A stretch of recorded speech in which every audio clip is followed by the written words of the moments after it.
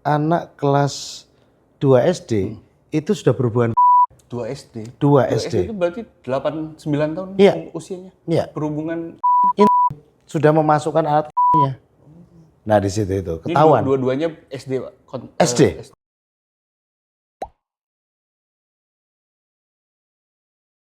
Halo sahabat Mending Psikologi, selamat datang kembali di Disko atau Diskusi Psikologi. Nah, hari ini saya tidak sendiri tentunya seperti video-video terdahulu. Saya hari ini bersama didampingi seseorang yang ahli pada bidang main teknologi, sekaligus founder dari SBM Institute dan juga salah satu psikoterapis di Bening Psikologi. Nah, kali ini saya perkenalkan Mas Agus Ede. Oke.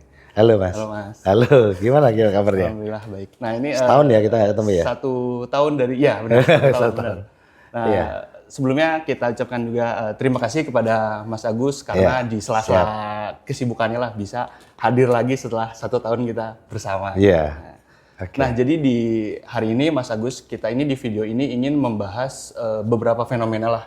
Jadi fenomena ini yang sebenarnya di sosial media juga lumayan gencar dan juga di realitanya di dunia lingkungan saya gitu. Saya kebetulan backgroundnya dulu pernah menjadi guru BK, Yeah. jadi di lingkungan sekolah lah. Tentang bisa kita secara garis besarnya tentang kenakalan anak-anak dan remaja seperti itu. Jadi mungkin saya ceritakan sedikit lah ini dari apa yang saya baca dan juga alami. Iya. Jadi di fenomena sekarang itu anak-anak SD atau SMP itu memiliki istilahnya hubungan atau berpacaran lah. Tapi berpacarannya ini itu bisa dibilang ketika di SD pun mereka sampai berani untuk istilahnya lah gitu di kamar mandi sekolah, dan juga ketika berpacaran itu mereka itu bisa yang nempel mesra banget gitu loh. Nempel mesra dan bahkan ada saya baca itu dia bisa sampai meraba-raba dada dan juga meraba organ intim lah dari lawan jenisnya tersebut. Nah, seperti itu. Itu dari yang saya baca-baca lah. Dan juga kalau untuk dari pengalaman saya sendiri nih Mas Agus, sebagai guru BK, jadi waktu itu saya pernah mendapatkan sebuah permasalahan lah. Jadi anak usia SMP kurang lebih itu dia video call lah seperti itu atau VCS lah. Jadi di usia yang seperti itu dia sudah melakukan VCS dan juga kebetulan si pasangannya itu dia di usia yang sudah kuliah lah gitu loh. Nah itu kan dari beberapa permasalahan tersebut sebenarnya apa sih yang menyebabkan hal-hal tersebut itu kok di usia anak SD itu kan masih bocah lah gitu ya Mas. Jadi bisa Udah terjadi kepikiran gitu ya. gitu ya? Kepikiran gitu loh. Nah, itu Seperti kira-kira itu. seperti apa gitu. Iya.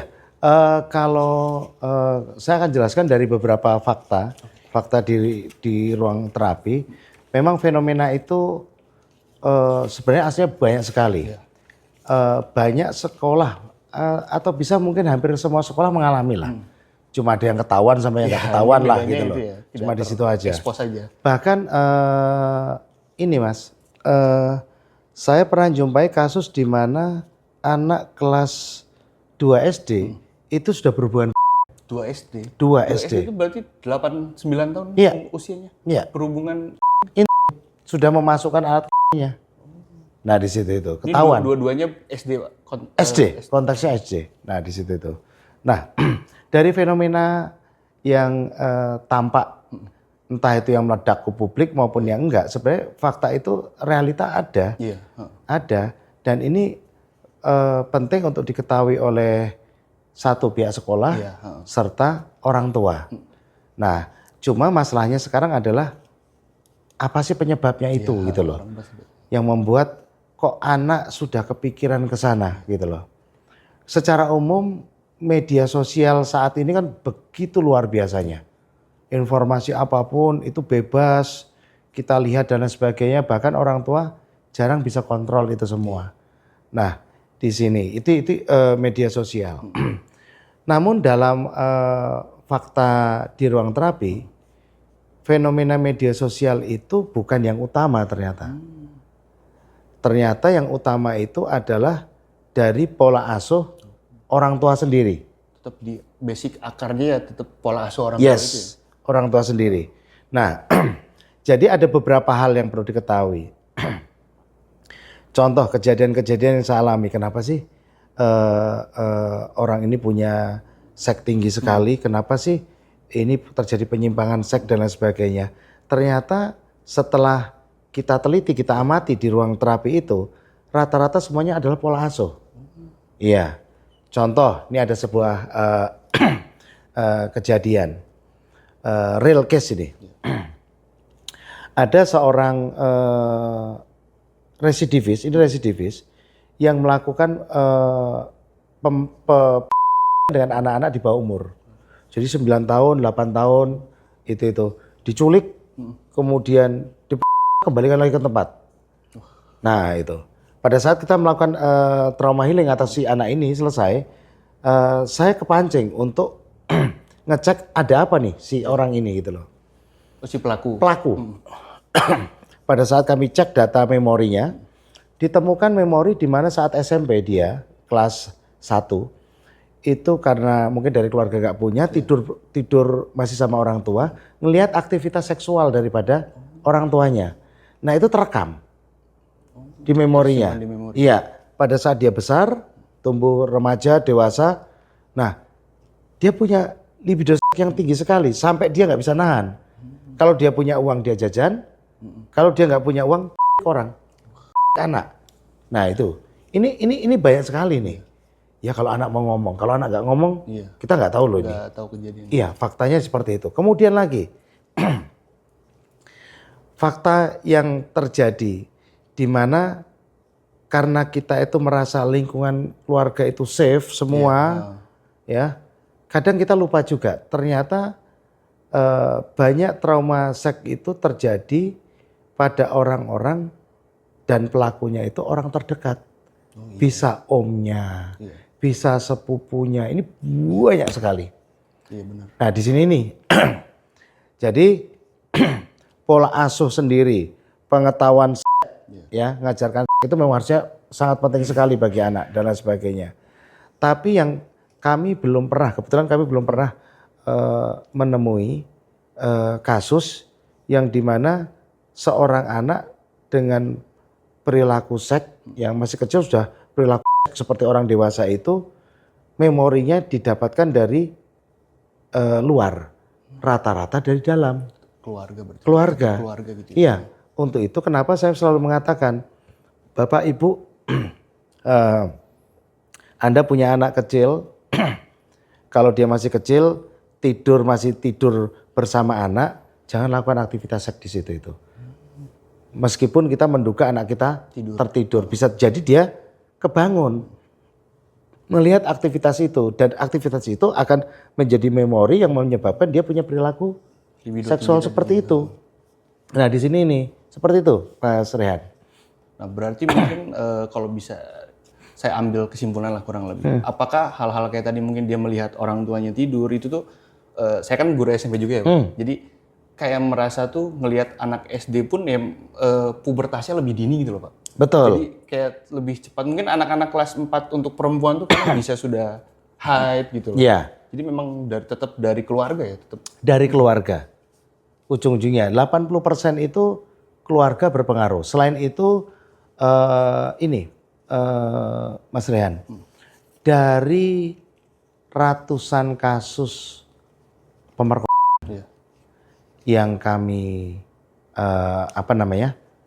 kami pernah tangani di Bening, itu ditemukan fakta unik. Apa itu?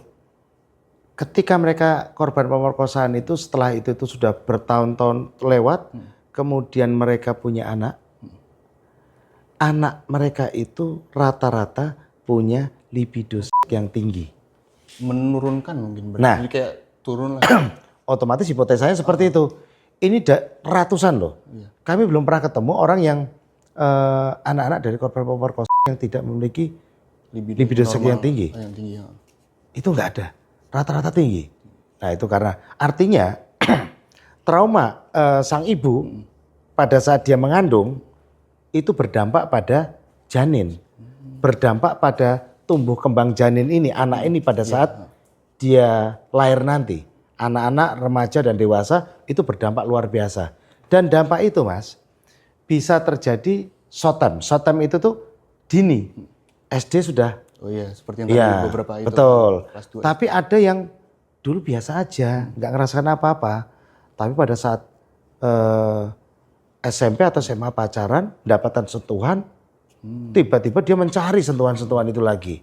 Nah itu berdasarkan memori yang ada, yang pernah diturunkan, yaitu memori kecemasan atau yang pernah dilakukan. Untuk itu kenapa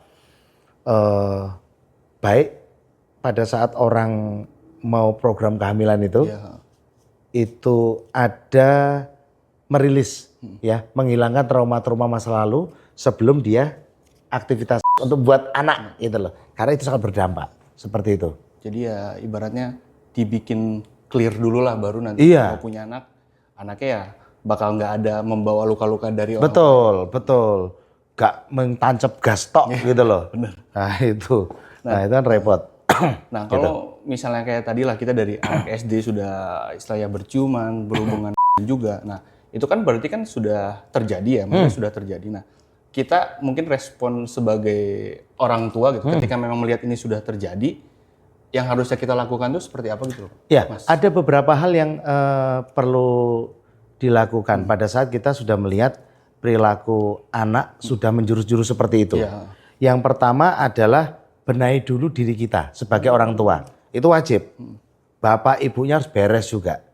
Kembali saya sering mengkampanyekan, terutama di komunitas School for Parent ya. Itu mengatakan tidak ada anak yang nakal. Tidak ada anak yang bermasalah.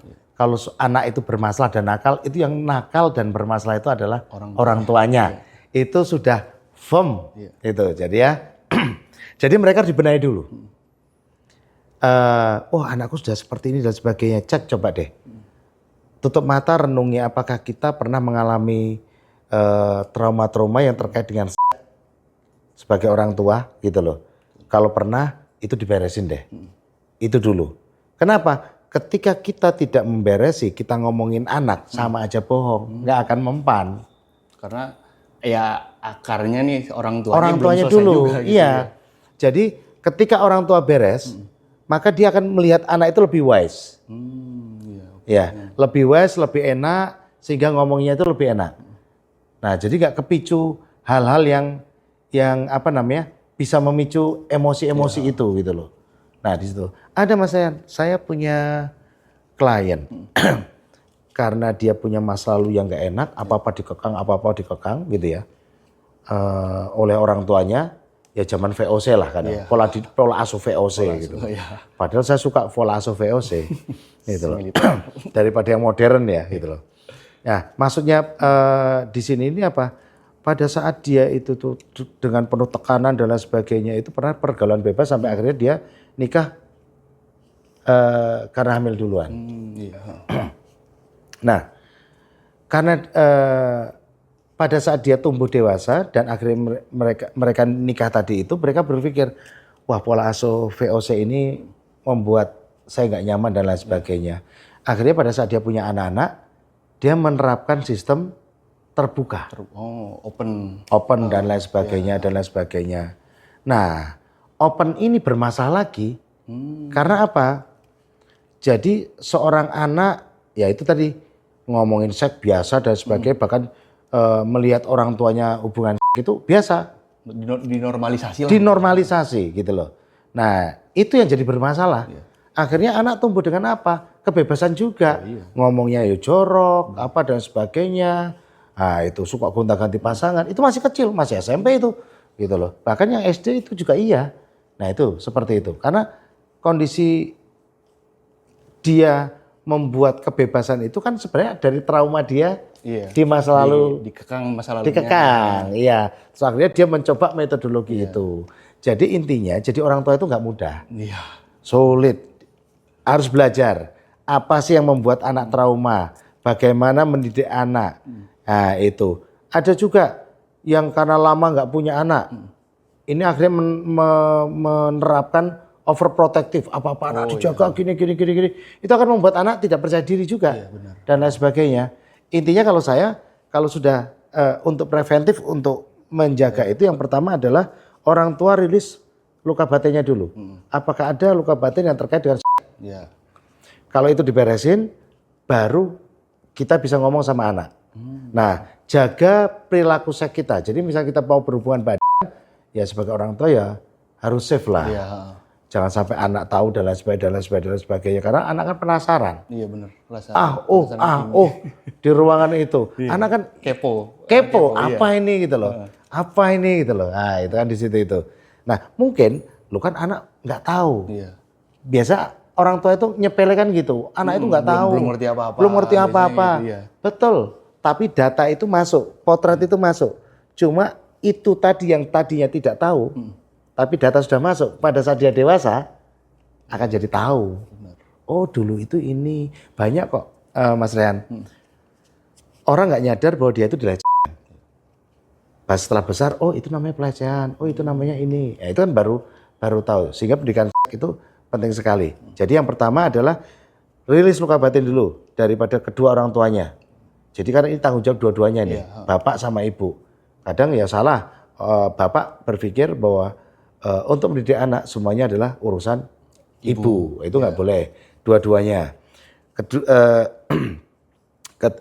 Ini ketika sudah terjadi ya, ketika terjadi itu rilis luka batin itu udah wajib, pokok hukumnya itu tuh wajib. Setelah ini beres, baru anaknya yang dibeneri. Gua nggak masalah kok. Ini biasanya denial orang. Denial. Gak ada terjadi apa-apa lah. Iya. Nah di situ, tapi nggak bisa. Itu dari orang tuanya. Mau denial seperti apa? Untuk itu, ketika kita membenahi itu syarat utamanya adalah rendah hati. Iya. Open mind. Oh ini mungkin dari aku. Yuk kita benahi bareng-bareng suami istri. Oke, dan sebagainya. Harus saling support. Iya, benar. Dan lain sebagainya.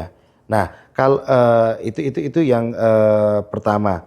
Setelah itu orang tua harus belajar tentang parenting. Ini penting sekali. Banyak para parent yang nggak tahu parenting. Cara mendidik anak seperti apa belum tahu gitu loh.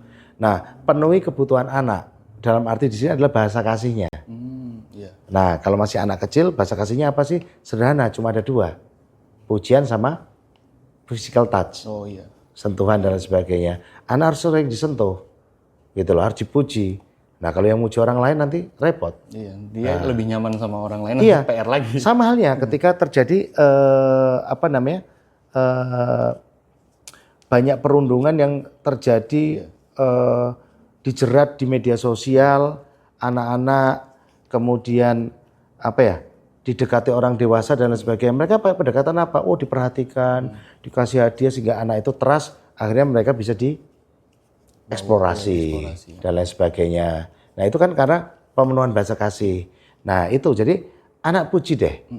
Jadi kadang orang tua nggak bisa muji itu karena dia juga trauma dulu. Aku juga nggak pernah dipuji. Nah gitu loh kadang sering. Dendam lah. Seperti itu kayak ospek ya. Yeah. Dulu kita itu di ospek diapain? Pas kita sudah senior ngospek, ayo melakukan yang pernah kita alami sebelumnya. Kan rata-rata seperti itu. Seperti itu Mas. Nah itu kalau yang sudah terjadi, kalau yang belum terjadi apa gitu loh. Nah itu yang belum terjadi hal seperti ini coba Anda cek apakah kalau anak kita belum mengalami hal itu ya, tapi berpotensi ketika kita masih ada luka batin itu. Sehingga saya selalu mengatakan luka batin itu penting gitu loh. Orang kok ngomong luka batin loh di ruang terapi itu ribuan orang dampak luka batin itu nyata. Iya benar. Kadang orang menormalisasi seperti ini loh. Aku dulu lebih keras. Iya. Kamu cuma diginikan lemah. Halo.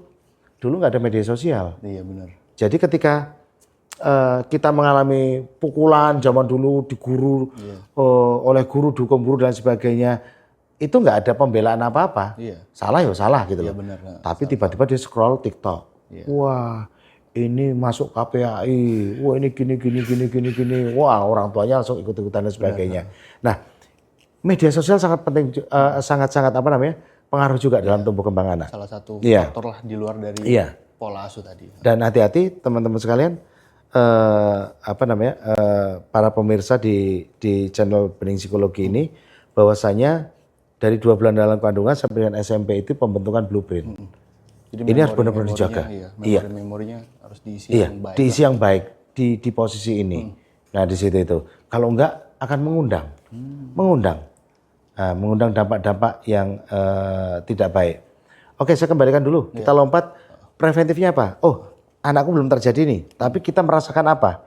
Apa kita ada luka-luka itu, kalau ada segera Tangani, beresi. Ya. Kemudian penuhi bahasa kasih anak.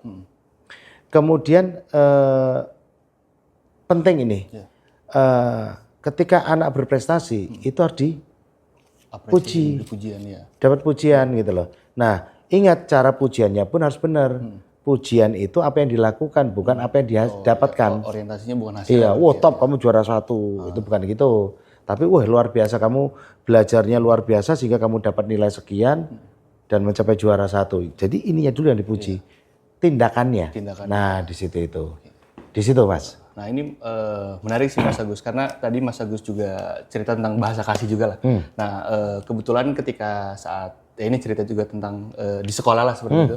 Memang ketika dari terkait yang tadi lah video itu si anak itu setelah saya ngobrol-ngobrol juga lah, memang dia itu kurang mendapatkan kasih sayang lah dari si bapaknya tersebut. Makanya nggak pernah dipuji mungkin ya. Ketika mungkin ini masih hipotesa saya lah. Iya. Jadi ketika dia mendapatkan orang yang bisa memberikan itu dan ya apapun juga jadi dia berikan. Iya betul. Wah kamu cantik sekali, wah kamu seksi sekali. Anak kecil digitukan, seneng banget kan gitu loh. Nah di situ itu, nah akhirnya coba dong lihat baumu. Wah dari buka sedikit gini, coba turun lagi. Nah gitu sampai akhirnya blah. Ya itu tadi, karena belum terpenuhi, tangki cintanya itu kosong, terpenuhi oleh yang orang lain. tadi. Rata-rata seperti itu. Karena tangki cintanya aja nggak terpenuhi, akhirnya seperti itu. Tapi kalau kita ngomong tentang seks ini, perilaku anak atau anak sudah punya libido yang tinggi, itu dampak dari traumatis, clear. Tetap traumatis. Saya belum menemukan data lain. Rata-rata dari trauma yang muncul dari orang tua, rata-rata. Dan atau lingkungan, karena dia melihat. Iya, melihat langsung atau mendengar langsung. Nah di situ tuh. Nah contoh aja Mas, satu hal. Ini saya temukan fakta juga. Seorang anak yang dimana waktu masa kecil diceritain sama ibunya tentang perilaku negatif bapaknya, gitu ya. Maka pada saat besar itu dia akan mengalami hal yang serupa seperti yang dialami ibunya. Ini fakta di ruang terapi seperti itu. Jadi kok bisa ya? Ada template yang luar biasa yang muncul pada saat kita sebagai orang tua itu nggak benar-benar dalam mendidik anak kita. Memberikan pemahamannya. Iya, betul. Nah di situ itu. Kemudian lagi Mas, satu selain masalah seks, mentality daripada anak-anak kita saat ini. Nah Mas kan pernah jadi guru BK ya. Itu beda dengan zaman dulu. Iya coba kerasa lah. Iya kan? Ada perbedaannya. Itu tuh apa ya? Pinternya pinter. Benar. Tapi mentalnya kosong. Benar. Nah di sini. Ini. Jadi orang tua harus membentuk mindset-nya harus berubah nih. Perubahan ini harus diikuti. Jadi mentality anak ini harus dilatih. Mentality anak itu. Dilatih dengan cara apa? Sebenarnya sederhana. Baca buku. Oh di triggernya itu baca buku.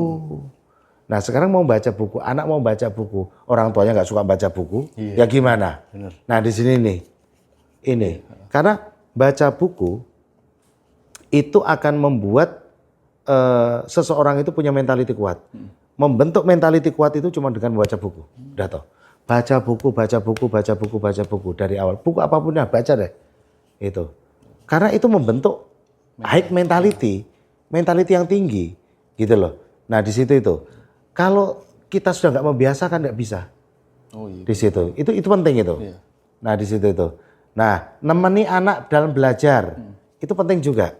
Ada bonding sehingga misalkan dia terjadi apa-apa, tiba-tiba mah kok celanaku kok ada ininya ya mah ya, gitu. Dia bisa ngomong, gitu loh. Iya, bisa menyampaikan, berani berekspresi juga. Iya. Saya sudah ajarkan ke anak saya itu hal-hal yang tidak boleh dilakukan. Anak itu apa, gini nih. Karena sekarang luar biasa Mas. Ini ada kondisi seperti ini.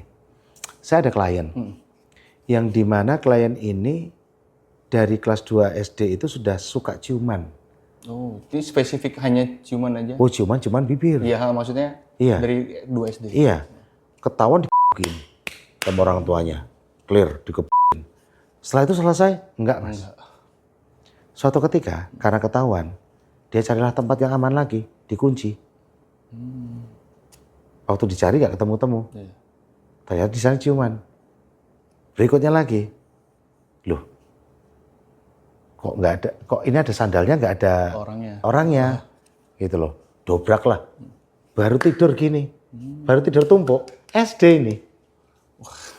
Ini real terjadi nih, selesai di situ, enggak. Tiba-tiba apa yang dilakukannya? Udah, wah, pikirnya udah kapok, sampai dipondokkan nih. Sampai dipondokkan juga, maksudnya dicekoi nilai-nilai agama biar inilah gitu loh. Tahu di pondok yang terjadi apa?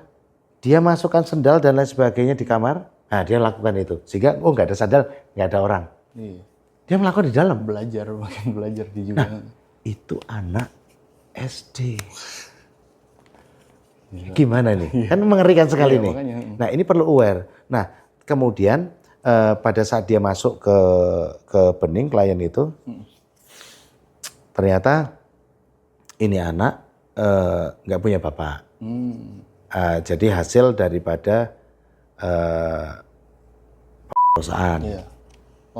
Iya dan lain sebagainya. Oh iya, it's okay lah. Iya. Nah itu artinya kan ada memori hal terkait dengan itu tuh diturunkan sejak dalam kandungan. Nah di situ itu Mas. Jadi ngeri banget. Jadi untuk menghilangkan itu harus penting, benar-benar. Iya. Diputus rantainya dari orang tuanya. Benar. Nah di situ tuh. Itu kalau mau sehat dalam nanti. Kalau enggak wadah repot. Yang repot lagi apa? Ketika tumbuh dewasa, ini kayaknya biasa aja. Ya kalau misalkan dia punya pasangan bisa ngimbangi, betul nggak? Iya. Suatu saat dia dewasa, oke lah. Suatu saat kalau nggak ada yang ngimbangi gimana? Dia cari tempat orang yang lain kan. Nah itu akhirnya belok-belok dan sebagainya. Udah generasinya akan hancur semua nanti. Iya. Jadi ya lingkaran setan ya. Lingkaran setan. Karena nggak diberesin di awal, ya udah gitu. Dia punya anak, nanti anaknya punya anak lagi, ya udah. Betul. Repeat order aja. Betul, repeat order gitu loh. Jadi luka batin wajib diselesaikan, gitu loh. Nah itu, gitu Mas. Nah mungkin dari yang tadi Mas Agus juga sudah sampaikan nih, kira-kira ada nggak sih mungkin lebih ke di usia berapa lah gitu si anak ini itu mendapatkan seks edukasi yang benar-benar bisa sesuai porsinya lah gitu loh. Jadi misalnya kan kita nggak mungkin ngomong ke yang anak kecil banget langsung intim dan lain sebagainya, atau memang seperti apa gitu? Iya, sex education itu kan tak ada tahapannya. Yang pertama dari kecil aja udah nggak ada masalah. Pada saat anak udah bisa ngomong, bisa berinteraksi, udah diajarin. Contohnya apa? Pencegahan terhadap tindakan seks yang menyimpang. Nah, ketika dipegang ini udah dikasih tahu dulu aja. Belum ditunjukkan dan lain sebagainya. Nah, nanti ketika sudah masuk ke KBTK, itu udah mulai ditingkatkan lagi. Nih organ ini. Kan di sekolah juga udah diajarin. Nah, kita perjelas lagi gitu loh. Nah, nanti masuk lagi di ini, tinggal kita tambah lagi. Nah, ini pun anak saya, nak, hati-hati. Kamu perempuan, ini kalau dimasuki yang namanya, kan sudah saya ajari, sudah saya kasih tahu, ini bisa hamil dan lain sebagainya. Nah di situ itu diajarin. Nah di situ ada juga. Jadi pendidikan seks terkait apa? Ini contohnya. Siapapun ini nak yang terjadi, misalkan nih, kan kita biasanya ngomongnya kan kalau ada yang megang sini, sini ngomong lah sama mama atau papa gitu loh. Nah nggak cuma itu. Apa itu? Kalau ada yang ngelus kamu. Contoh Mas Rea. Gitu nah, misalnya dipegang, gimana kamu? Ini orang lain loh. Ini sudah mulai nih. Ini nggak boleh kalau ada yang gini, yang nggak boleh ada yang ngeremet tangan kamu, nggak boleh. Itu sudah harus. Sudah harus dijelaskan. Iya. Nah, kamu harus tarik. Ini ada apa nih? Nah itu karena orang PK, ya gitu ya. PK penjaga lain. Itu tuh ada aja dari ini. Struktural. Iya, terstruktur, masif dan sistematis ya kan. Dari tangannya dulu. Bener. Kemudian udah kamu yang sabar. Terus pegang tengkuknya. Kok rada enak ya? Gas. Kan gitu lah. Polanya. Iya. Gitu loh. Nah di situ. Jadi kita perlu ngasih tahu anak tidak cuma di sini, ini penting, ini kemaluan, pantat itu penting, tapi remasan, rabaan yang diremet-remet, ini maksudnya apa gitu loh. Nah di situ itu loh, nah itu penting. Bahkan itu sama yang terdekat pun harus ngomong nak gitu. Nah di situ itu, karena apa? Fakta lapangan, tindakan-tindakan seperti itu biasanya dilakukan siapa? Orang terdekat, om, tante, kakek, ya kan? Nah di situ itu guru, gitu loh. Nah itu guru olahraga, gitu loh. Sekarang baru musim di tempat kita itu baru banyak orang yang punya libido seks itu karena pernah disekkan guru olahraga. Baru musim nih sekarang. Baru banyak yang datang itu setelah kita cari memorinya, guru olahraga dan sebagainya. Nah itu. Nah, kalau untuk kayak misalnya di sekolah gitu guru olahraga seperti itu ya berarti memang dari si pelaku ini pun sebenarnya memiliki permasalahan yang sama. Punya permasalahan yang sama. Iya, sama. Mungkin dia pernah dilecehkan atau apa dan lain sebagainya. Nah, itu nggak bisa nahan seks dan sebagainya. Ya, ini mohon maaf aja tuh mungkin bahasa kasarnya ya bejatnya kalau memang dia di sekolah terfasilitasi dong. Maksudnya betul sekali. Termanjakan lah gitu. Betul sekali. Jadi memang ini terutama kepala sekolah ini penting ya ini peran kepala sekolah. Tapi agak repot ya. Memang akhirnya CCTV itu wajib ada ya. Iya. Akhirnya. Sekarang memang sudah termasuk kewajiban juga. Iya. Dan sudut-sudut yang tidak tertangkap pun harus ada CCTV. Karena anak-anak itu pinter. Gitu loh. Kalau ketahuan di sini nanti dia pindah dan sebagainya. Dan yang repotnya lagi Mas Rehan, sanksi yang diterapkan. Itu rata-rata apa sih? Nggak dibina langsung dikeluarkan. Di sekolah sana. Nah, nanti sekolah sana buat ulah lagi dan lain sebagainya. Nah, sehingga orang-orang yang punya perilaku seks yang seperti itu, anak itu semestinya sekolah itu memberikan fasilitas pembinaan, membina. Nah, di situ itu. Ini yang penting. Kadang orang tua juga ngawur, kok nggak diawasi dan lain sebagainya dan lain sebagainya. Langsung menghakimi juga. Menghakimi juga. Nah, ini juga salah orang tua gitu loh. Nah, itu dari kamu malah dan lain sebagainya. Nah, ini juga perlu kerjasama orang tua dan guru. Kalau perlu kerjasama kayak dengan pusat-pusat pelayanan kesehatan mental, pihak sekolah dan lain sebagainya, itu banyak kok yang sebenarnya bisa dilakukan. Itu intinya dari sekolah juga pengawasan harus penting. Pada saat temuan itu harus diberesi dengan baik. Jangan dipunishment ngawur. Gitu loh. Karena biasanya ketika itu kasus terjadi juga kadang memang banyak yang cenderung kayak case close aja gitu loh, Mas. Jadi kayak udah terjadi kayak hanya internalnya juga aja yang tahu gitu loh. Itu rata-rata di sekolah. Misalkan ini terjadi, akhirnya sekolah biasanya ngundangnya gimana? Undang anaknya satu, temukan gini. Orang tuanya nggak ditemukan. Orang tua dipanggil sendiri, ini sendiri. Itu nggak boleh. Dudukkan bersama. Karena ini tugas tanggung jawab kita bersama, bareng-bareng itu penting. Nah, kalau enggak itu tuh kita nggak tahu gurunya itu ngomong apa, gitu loh. Benar. Bisa jadi nggak gurunya mau membela si A si B, sangat bisa. Tidak menutup kemungkinan untuk. Jadi maksudnya harus berimbang, gitu loh. Tapi yang jelas, Mas, trauma terkait dengan trauma yang terkait dan membuat anak punya perilaku seks yang memiliki libido tinggi ini harus benar-benar dapat perhatian khusus. Karena kalau tidak dapat perhatian khusus, ini berdampak pada saat dia tumbuh dewasa nanti. Wah, ada pencari dia. Pencari kepuasan untuk memuaskan libidonya gitu loh. Ya berarti dua kemungkinan, kalau nggak dia menjadi pelaku ya depresi berat tuh. Oh iya dong. Kita tidak bisa menutup kemungkinan dua halnya ujung-ujungnya kayak gitu ya. Mas, ada saya anak satu SMA. Dia itu karena sudah seks itu tuh sudah kebiasaan dia. Itu ketika dia itu nggak melakukan seks, itu pusing dan sampai depresi, mukul-mukul. Itu ada case seperti itu. Nah itu. Karena tubuhnya membutuhkan. Nuntut. Nah di situ itu. Lah gimana? Nah di situ itu. Nah, ini ngeri kan? Ngeri sedap gitu kan? Gitu lah. Ya benar-benar ya besar gitu. Iya. Dan yang saya bicarakan ini adalah case yang real case yang pernah masuk di bening dan ngeri gitu loh. Bener. Jadi perlu ada orang tua, para parent harus aware atas ini semua gitu loh. ini bisa terjadi di lingkungan manapun juga, mau di kalangan menengah atas atau menengah bawah terjadi seperti ini. Seperti itu Mas Rian. Iya. Nah, mungkin ini Mas Agus terakhir juga nih dari saya. Nah, kalau misalnya untuk sekolah atau juga dari orang tua itu, apakah memang mereka itu benar-benar perlu berkolaborasi gitu loh. Jadi seperti dalam artian ketika kadang tuh ya ini curhat juga lah ya. Kadang dari guru juga, ini di rumahnya kan nggak ini, dari sekolah juga kadang, lah kan anak itu seringnya di sekolah, di sekolah. Jadi perlu nggak sih sebenarnya kolaborasi yang seperti apa lah gitu, yang benar-benar bisa kita mendapatkan kondisi ideal buat si anak gitu. Iya, sangat penting. Kalau saya nyebutnya segitiga api. Segitiga api, sekolah, keluarga, lingkungan. Iya. Nah, jadi lingkungan di sekolah adalah tempat di mana kita mendidikkan anak di sana, ya, didik anak di sana. Nah, kemudian di keluarga tempat di mana kita itu berinteraksi dengan anak. Iya.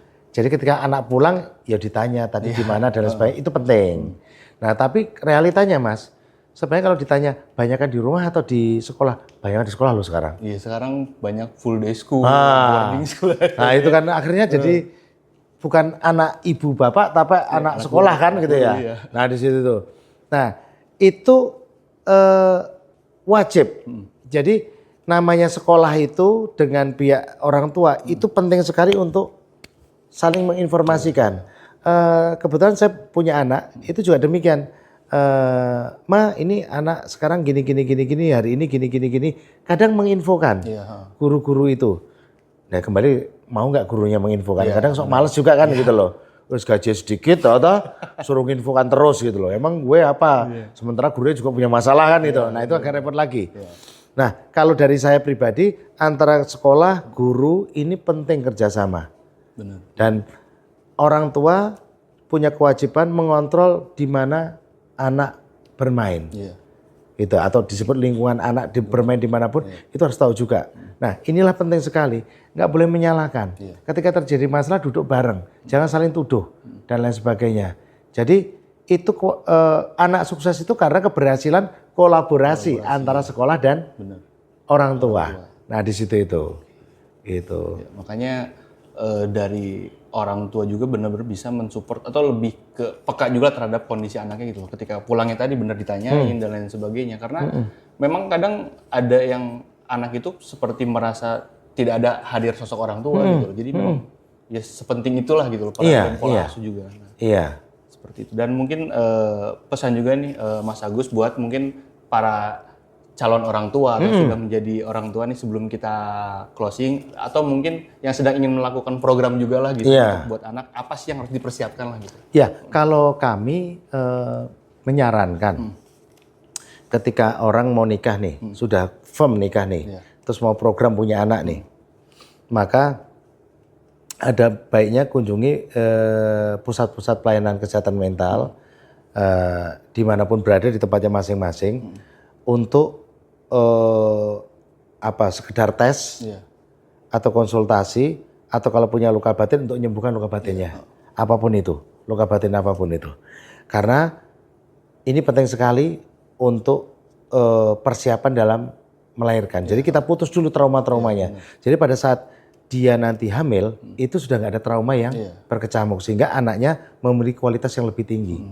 Ya, tidak cuma pinter, tapi secara mental dia bagus gitu loh. Iya.